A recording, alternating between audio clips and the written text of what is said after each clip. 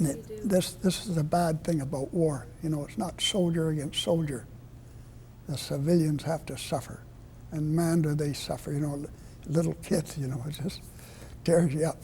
We never talked about it. Wondered if we'd killed some kiddies today or anything. We never mentioned that. No. In a battlefield, you'd run across a farm, you'd see the farmer there farming. You know, you try not to kill them while you're trying to kill Germans. They did their utmost. I guess they had no choice. It was either keep on with their hard scrabble living or starve to death. The art of the gunner is to deliver a shell on a target at the right time. And Harrington gave me the fire orders to put the first shell that was ever fired into, Canadian shell, that was ever fired into Ortona. See, in the main streets of Ortona was all plugged up with buildings the Germans had blown up into the street, so you could not go down the street. And that's where we learned the system of mouse holding. We'd blow a hole in the beginning of a block of houses, and then they would go in and blow out the next wall. And you took your time, you didn't rush right in. You watched for every movement, every sound or something like that. And you see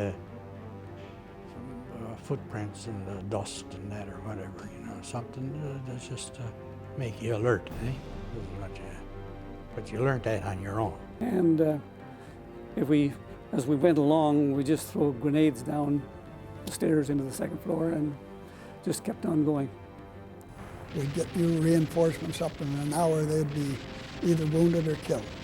And you keep going on. Your chances are less and less every minute. His brother was killed in Ortona, and he attended the burial, the temporary burial, and I was there too. And it was the saddest thing in the world to see a soldier laying his brother to rest. And I can remember sitting on top of my tank, and it was so peaceful, and all of a sudden, I heard Christmas carols, all sung in German. It was Christmas Day. All we got is one can of Irish stew in a can thrown to us. Here you are, that's your Christmas dinner, because we're up in the front line, you see. And we were the last ones to come in for Christmas dinner. So we arrived back at the church about 6 o'clock at night. I can vaguely remember seeing these tables set with a couple of bottles of beer on them and candles going, and the organ playing at the back end with the Padre and Wilf Gildersleeve. And so they joined in with singing, and it was very unusual, an extraordinary Christmas that none of us will ever forget. In fact, I knew a couple of them went to that dinner. Old friends of mine walked out the door and got hit right in the wishbone. And they're still there. The German soldier come out and I had to shoot him on Christmas Day. That bothers me so much. I mean, I didn't mind shooting a German, but on Christmas Day it just didn't seem to be right. And we tried to take that silly monastery, walls 9 feet thick, you know. Couldn't blow it to pieces, and you couldn't hurt anybody that was inside. And they had all the view that they needed, they had all the situation, they could control everything from there. To dislodge the Germans from Monte Cassino required constant daylight bombing. We provided top cover for them, seeing them going in and seeing the absolute indescribable devastation of the bombs on Monte Cassino. And all the guns opened up and started shelling. And then it all quietened down after a while. They still couldn't take it. The Germans were still there after all that pounding, you know. We flattened the village. Casino's little town, right down at the base of the mountain. When the infantry went over, and the tanks went in, the village was obliterated so much, and there was so much debris they couldn't get through. And here the Germans come out, and anyway, we lost the battle.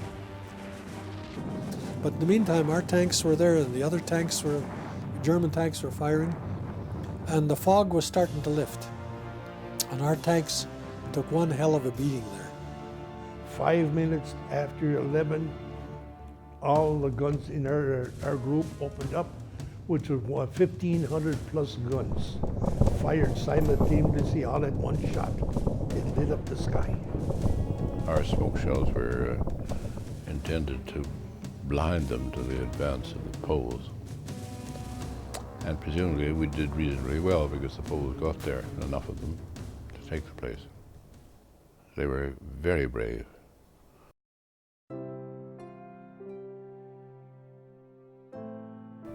Must be terrible for mothers away, waiting for their sons to come home. He wasn't praying to they live to the ripe old age of 60 or 70. He's praying that he'd live to see another day. There's not a day that goes by that something doesn't cross your mind about what happened. Not a day. Your relationship is cemented together so good, you're just like, it's your family. You think more of them than you do your people back home. That's how it was. They were the salt of the earth. These were real good guys. Not macho, not most of them, not showing off. They just did their job no matter what. They were good at it. And I think Canada's contribution was magnificent, really.